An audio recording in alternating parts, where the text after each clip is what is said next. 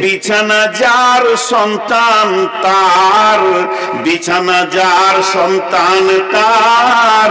বিশ্বনবী বলেছেন যে পৃথিবীর বুকে সব থেকে দামি সম্পদ কি? দামি সম্পদ হলো আল-মারআতু সালিহা, আল-মারআতু সালিহা, নেকার বিবি। আদ-দুনিয়া কুল্লুহা মাতা ওয়া খায়রুল মাতাই দুনিয়া।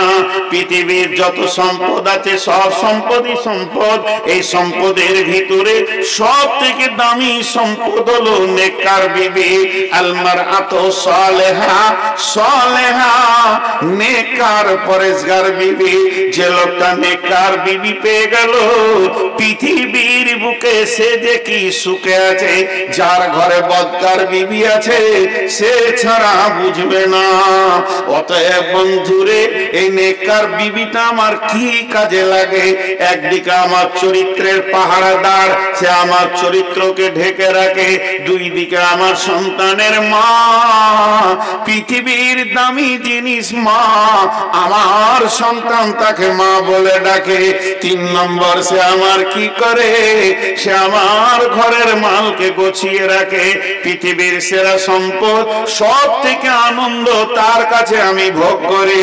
কিন্তু যখনই তাকে আমি পজিটিভটা নেগেটিভে দিয়ে দিব, আমি যেদিন তাকে আনবো গাড়ি করে, আমি যেদিন আমার বিছানায় আনবো, আমি যেদিন প্রথম তাকে আমার ঘর দেখাবো, আমি তোমার স্বামী, তুমি আমার বিবি, এই রকম করে যখন নিয়ে আসবো, তখন আমার বিবির কাছ থেকে আমি তার বাপের কাছে যদি 20 লাখ নিয়ে নি, 10 লাখ নিয়ে নি, যখন ওই মেয়েটি আমার ঘরে আসবে, সেই শান্তিটা আর থাকবে না। শান্তির মালিক রব তার ব্রেনকে এমন করে দেবে, সারা জীবন তার পেছনে ঘুরতে হবে।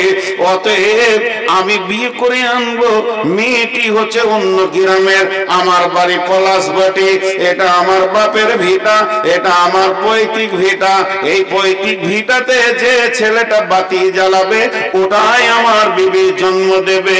কিন্তু বন্ধুরে, জন্ম হওয়ার পরেই ছেলে যেন নানা মামার টানে পেরেশান হয়ে গেছে। কেন হচ্ছে? কেন হচ্ছে? যেহেতু বিশ্বনবী ফয়সালা দিয়েছেন, আল ওয়ালাদু লিল ফিরাসে, বিছানা যার সন্তান তার।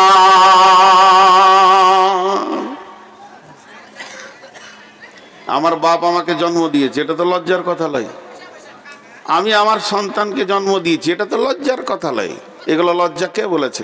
আমার বাপকে আমার দাদা জন্ম দিয়েছে, এটা তো লজ্জার কথা নয়। এগুলো লজ্জার কথা নয়।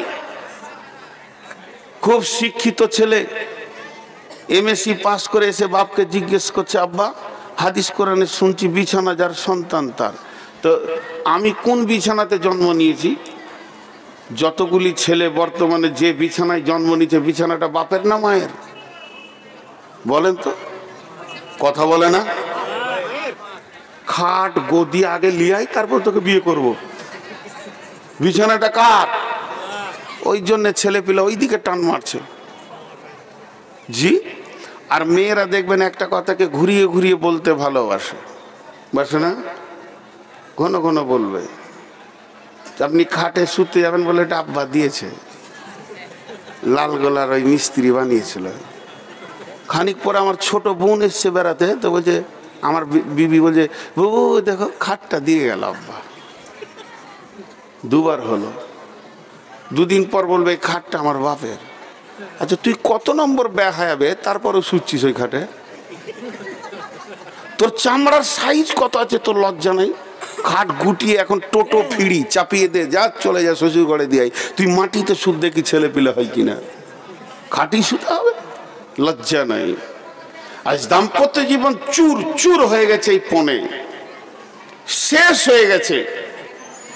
তাই আমার আল্লাহ এই নেতাদের দলকে সাবধান করে দিয়ে বলছেন ওয়াবিমা আনফাকু মিন আমওয়ালিহিম, ওরে আমার গোলামের দল, ইনকাম করো, বিবির পেছনে খরচা করো, তার বাপের টাকা তার ভাইয়ের টাকার তাওয়াক্কা করিও না। তুমি যাও বিয়ে করতে, গিয়ে বলো ওরে আমার হাসনা, ওরে আমার হাসিনা, ওরে আমার ফাতিমা, ওরে আমার হাবিবা, আমি তোমাকে বিয়ে করব সুন্নতের তরিকায়, আল্লাহর হুকুমকে নিয়ে এসেছি, সুন্নতের তরিকায় বিয়ে করব, ইসলামের আইনের উপরে বিয়ে করব। তোমার শরীরে যত কাপড় আছে তোমার বাপ ভাই আমি তাওয়াক্কা করি না, ফেলে দাও, তুমি গোসল করে নাও, আমি এনেছি সাদা বাটা মোটা দুটো কাপড়, তুমি পরে নাও, আমি তোমাকে অলংকার দিয়ে সাজাতে পারবো না, আমি বড় গরিব, একটা নাকের এনেছি, দুটি কানের এনেছি, পরে নাও, তুমি আমাকে স্বামী বলে এজেন্ট দিয়ে দাও, তুমি সম্মতিটা দাও, আমি কবুল করে নিয়ে তোমাকে চলে যাব। আমি যদি গাছতলায় থাকি তুমিও গাছতলায় থাকবে, আমি যদি এক মোটা খেতে পাই তুমিও খেতে পাবে, যেদিন খাবো না তো দুজনেই খাবো না, আনন্দে রাত কাটিয়ে দেব। এই বলে বিবিকে নিয়ে আসেন বিছানায়, তার বাপ ভাইয়ের 4 আনা তাওয়াক্কা করিয়ে না, সারা জীবন মতের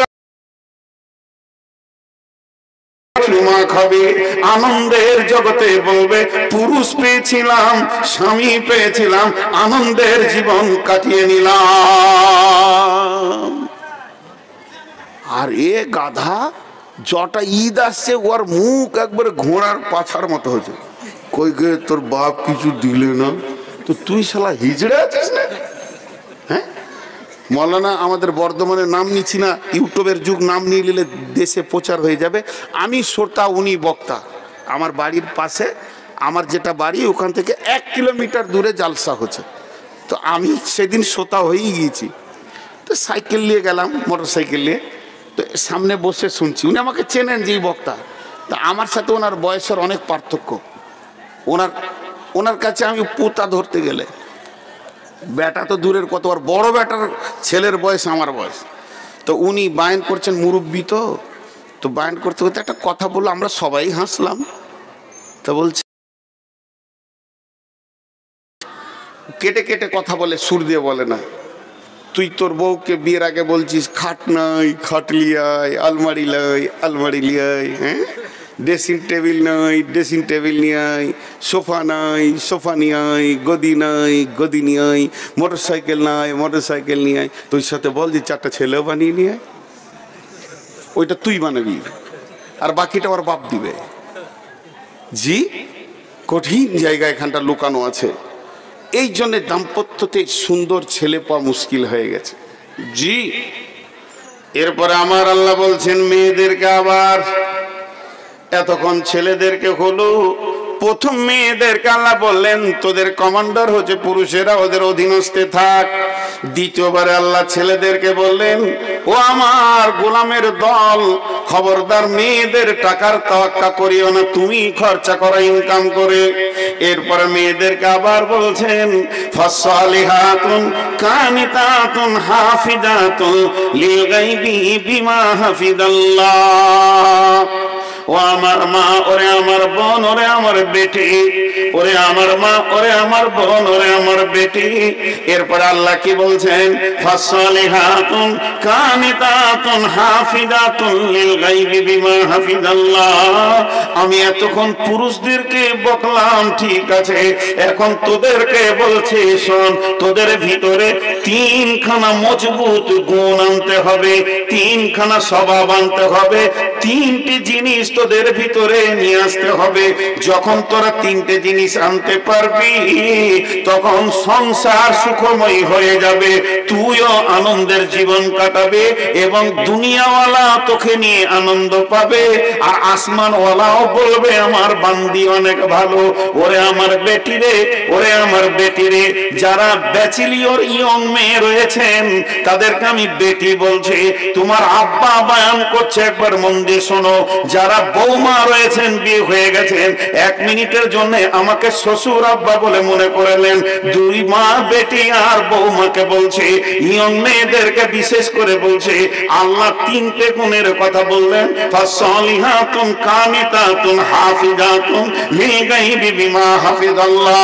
তোমরা সালেহা হয়ে যাও, তোমরা কানেতা হয়ে যাও এবং তোমরা হিফাজত করনে वाले হয়ে যাও। সালেহা বলতে কি? নামাজ রোজা, সালাত খামসাহা, সামা সাহরাহা, আহসানাত ফারজাহা, আতাত বালাহা। যে নারী পাঞ্জেগানা নামাজ পড়িবে, রমজানের রোজা কবু নাহি ছাড়িবে, নিজ ইজ্জতের রাখিবে খেয়াল, স্বামীর সেবা করে যাবে বাঁচতে যত কাল, তার জন্য জান্নাতের দ্বার খোলা রবে, যে দ্বার দিয়ে ইচ্ছা বন্টি জান্নাত চলে যাবে। অতএব সালেহা 5 ওয়াক্ত নামাজ পড়নে वाली হয়ে যাও, রোজা রাখনে वाली হয়ে যাও, স্বামীর খিদমত করনে वाली হয়ে যাও এবং পর্দায় থাকনে वाली হয়ে যাও। এই 4টা গুণ যদি এসে যায় তো তুমি আল্লাহর চোখে সালেহা হয়ে যাবে, পরেশগার দিনদার আল্লাহ ওয়ালি হয়ে যাও। যতই দুঃখ কষ্ট আসুক না কেন, আল্লাহর কাছ থেকে কেঁদে কেঁদে সলভ করো। পুরুষের 10 দশা, কখনো হাতি কখনো মশা, পুরুষ কখনো লাত মারে কখনো লাত খায়, এটা হলো পুরুষের জীবন। সে মার্কেটে দৌড়বে, ঘুরবে, রেগে থাকবে, কখনো তোমাকে ধমকাবে, কখনো তোমাকে চুমা দেবে, কখনো বুকে জড়িয়ে ধরবে, কখনো গালে থাপ্পড় মারবে। এটাকে তুমি আনন্দ চিত্তে গ্রহণ করে নাও, স্বামীকে আনন্দ দাও, তুমি সালেহা হয়ে যাও। সালেহা খুব কম মেয়ে আছে, सालेहा खूब कम में আছে। जी मुझे मंजूर नहीं कि अपने घर की शिकायत क्या करूं, लेकिन बात ही से बात आते ही तो मैं क्या करूं। কথাই কথা চলে আসে। আজকে 20 বছর বক্তব্যের লাইনে দৌড়ে বেড়াচ্ছি, কখন বাড়ি ঢুকি কোনো ঠিক নেই। 1টা, 1.5টা, 2টা, 3টে, 4টা, এক ডাকে সারা পাই। 22 বছর আমাকে 2 বার ডাকতে হয়নি। এক যুগে তো ফোন ছিল না, তারপরে তো ফোন আসলো, একবার ডাকি বিবি সারা দেয়, লাব্বাই। জানে আজ বাড়ি আসবে, ঘুমের পজিশন সেই রকমই থাকে। তো সালেহা হয়ে যাও আর কানেতা হয়ে যাও। কানেতা, কানেতা মানে অল্পে সন্তুষ্টি হয়ে যাও। স্বামী যেমন এনে দেবে, সাদা বাঁকা মোটা যেমন এনে দেবে, ওই রকমই তুমি গ্রহণ করে নাও। সালেহা হয়ে যাও, কানেতা হয়ে যাও। কিন্তু মেয়েরা এই 2টি 3টিতে খুব ফেলিওর। আমার মনে হয়, আইডিয়া বলছি, এটা আমার মনে হয় বলছি, তার মানে এটা হাদিস লয়, এটা আমার মনের কথা। আপনি নিতেও পারেন নাও পারেন। 1000-এ 1টা মেয়ে আছে কিনা কানেতা। কানেতা মানে স্বামী যেমন এনে দেবে হেসে গ্রহণ করে নেবে। 1000-এ 1টা মেয়ে আছে কিনা যাদের বিয়ে হয়ে গেছে ওরাই জানে। যত দামি কাপড় এনে দেওয়া হোক, শেষকালে বলবে ছি দেখো তো রংটা কেমন, ওর আর পছন্দই হলো না। জি আমি অনেক জালসাই বলেছি যে 70 বছরের এক বৃদ্ধা মেয়ে নদীতে পানিতে পড়ে গিয়ে সে ডুবে গেছে। তো তার পোতা গিয়ে দাদাকে বলছে, দাদা বুড়ি পানিতে ডুবে গেল, বলে চলো ওর লাশ খুঁজে নিয়ে আসি। তো উজানে খুঁজতে গেছে। হাজি উজানে লাশ পাওয়া যাবে না ভাটিতে, ভাটিতে তো উজানে খুঁজতে গেছে। তো ওর পোতা বলছে যে দাদা বুড়ির মহব্বতে কি আপনার মাথা বিগার লেগেছে, লাশ ভাটিতে যাবে না উজানে। তো দাদা তখন বলছে বুড়িটা তোর না আমার। ইও কমলয় বুড়া বয়সে বলছে বুড়িটা তোর না আমার। বলছে আপনার। বলছে ওকে আজকে 70 বছর আমি সংসার করেছি, কোনোদিন ওকে সুধা পাইনি, ও লাশ হয়েও উজানে যাবে। 70 বছরে একদিন ওকে আমি আমার মন মতো পাইনি, তুই লাশ হয়ে উজানে যাবে। কানেতা কাকে বলে? আগে পুরুষদেরকে একটা কথা বলে নি, বাদ চলে গেছে। বিশ্বনবী বলছেন ওয়ান ফিকালা আয়ালিকা মিনাত তাওলিক, হে পুরুষের দল, তুমি যেমন ইনকাম করবে অমনি বিবির পেছনে, সন্তানের পেছনে, মা বাপের পেছনে খরচা করবে। খবরদার হাড় কিপটে মাল হইও না, খবরদার বখিল হইও না। রসুলের চাচা আবু সুফিয়ান সব থেকে হাড় কিপটে মাল। মক্কায় এত বড় হাড় কিপটে কেউ ছিল না। আবু সুফিয়ানের সঙ্গে যখন হিন্দার বিয়ে হলো, হিন্দা রসুলের চাচি হয়ে গেল।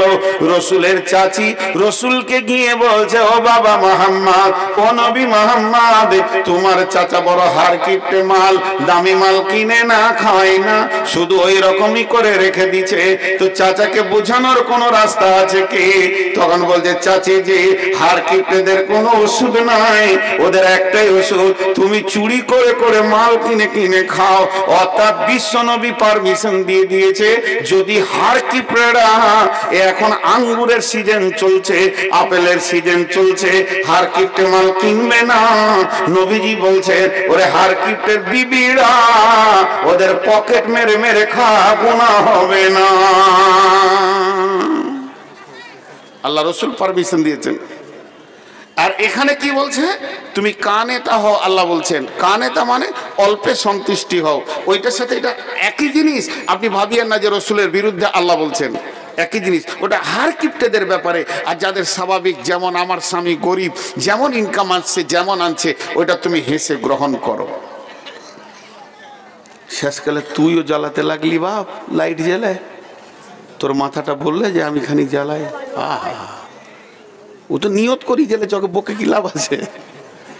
এখন এদিকে আসেন, আল্লাহ রসুল এবার কি, আল্লাহ কি বলছেন, যে তুমি কানেতা হয়ে যাও অল্পে। বিশ্ব সুন্দরী প্রতি বছর প্রতিযোগিতা হয়, আর বিশ্ব সুন্দরী প্রাইজ দেওয়া হয়। তো মেয়েদের মধ্যে কোন মেয়েটা বেশি সুন্দরী? এখানে যে এক গাদা মেয়ে আছে, সারা পৃথিবীতে এক গাদা মেয়ে আছে, আর আল্লাহ তাবারাক ওয়া তাআলা কিয়ামতের মাঠে বিশ্ব সুন্দরীর প্রাইজ দেবে। সেই মেয়েটিকে, ওই প্রাইজটা পাবে কে? ও আমার বেটি, ও আমার বৌমা, ওই প্রাইজটা পাবে যে মেয়েটি চামড়া চিকন, দেখতে অতি সুন্দর, ভুরুগুলো, চোখগুলো দেখতে সুন্দর, পৃথিবীতে অত্যন্ত লিপস্টিক ব্যবহার করে, আর কিছু করে স্বামীকে আনন্দ দেয়। জি না, পৃথিবীর মধ্যে ওই মেয়েটি সুন্দরী, ওই মেয়েটি আল্লাহর কাছে বিশ্ব সুন্দরী গণ্য হবে, যার দিকে তাকালে স্বামীর কলিজাটা ঠান্ডা হয়ে যায়, যাকে দেখলে স্বামীর মন যেন আনন্দিত হয়ে যায়।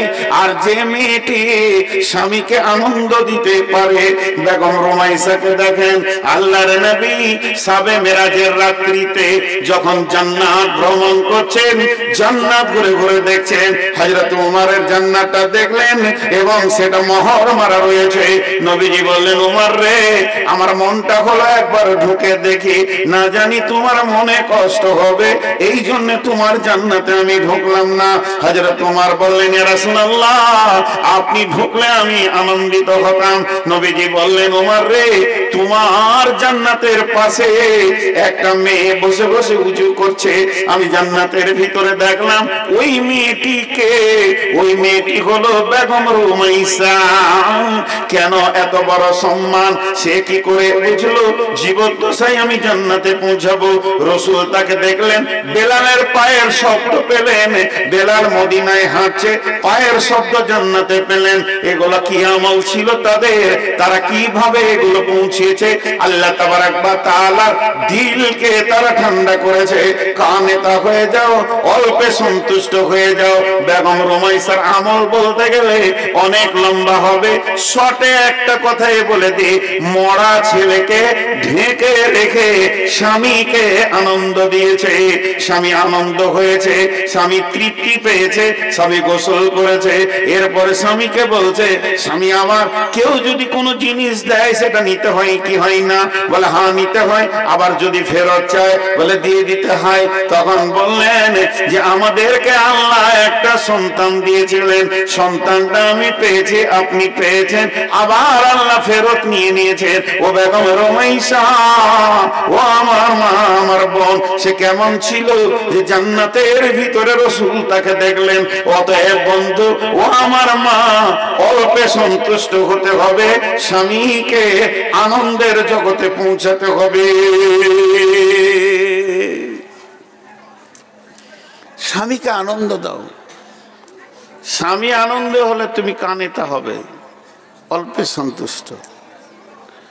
ওয়াল হাফিজাতুল লিল গায়বি বিমা হাফিজাল্লাহ, ওয়াল হাফিজাতুল লিল গায়বি বিমা হাফিজাল্লাহ।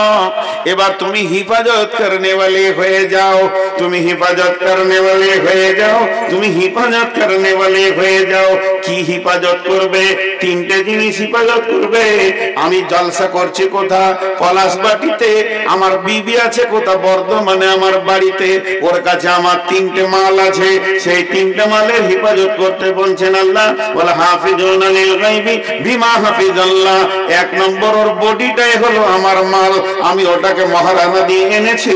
ওর বডিটা দিয়ে অন্য কোন পুরুষ যারা হালাল ওর সঙ্গে বিয়ে, তাদেরকে আনন্দ দিতে পারবে না, তাদেরকে হাসাতে পারবে না, তার কাছে খিলখিল করে হাসবে না।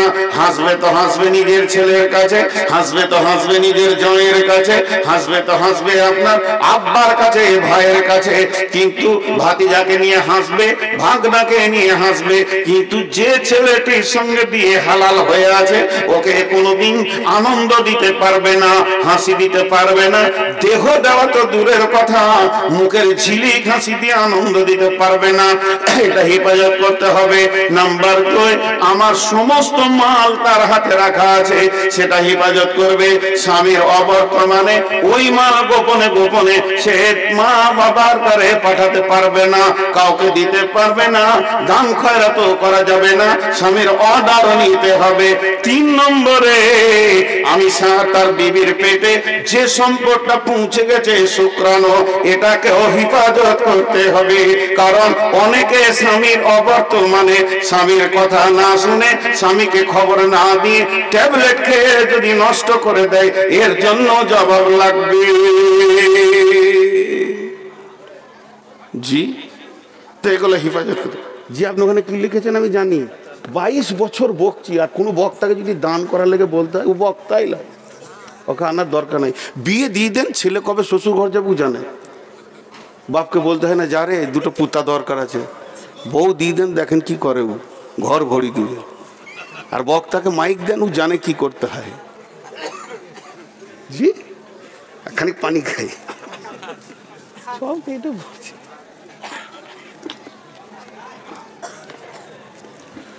তো স্বামী স্ত্রী দাম্পত্যর অনেক কথা বললাম, কিন্তু একটা মজার কথা দেখেছেন, 3 ধরনের দাম্পত্য আছে, 3 ধরনের। 2টা কথা, 3টে প্রমাণ পাওয়া যায়। তো আমি আপনাদের সামনে এই কথাগুলি বলছি, খুব শর্টে বলছি, বেশি আপনাদের বিরক্ত করব না। তাহলে মেয়েদের 3টে গুণ রাখতে হবে। একটা হলো কানেতা হতে হবে, অল্পে সন্তুষ্টি হতে হবে, সলেহা হতে হবে, এবং হিফাজত করনেওয়ালি হতে হবে। এরা উঠছে কেন? খুব তাড়াতাড়ি হাঁটছে মুরব্বী, ভাবছ যদি ধরে নেবে নাকি টাকার লেগে। বাপজি হে, বেশি জোরে হাঁটিয়ে না, ঢালাইয়ের রাস্তা, নাক ফেটে পড়ে গেলে হসপিটাল যেতে হবে, ঘর আর পৌঁছাবে না। হ্যাঁ, আর যে টাকাটা এখানে দিতেন ওটা হাসপাতালে দিয়ে দিবেন। খবরদার, আল্লাহর সঙ্গে কেউ ধোঁকাবাজি করিয়েন না। তো দাম্পত্য দেখেন কেমন, মেয়েটাও বদমাস, ছেলেটাও বদমাস, সংসার টিকবে? যেটা বলেন টিকবে? ও হিসাবটাই আল্লাহ কোরআনে আনেনি। মেয়েটা ভালো, ছেলেটা খারাপ, তাতেও সংসার টিকবে না, এই হিসাবটা আল্লাহ কোরআনে এনেছেন। ছেলে ভালো, মেয়ে খারাপ, তাদেরও ইতিহাস পৃথিবীতে থাকবে না, সেটা কোরআনে বলেছেন।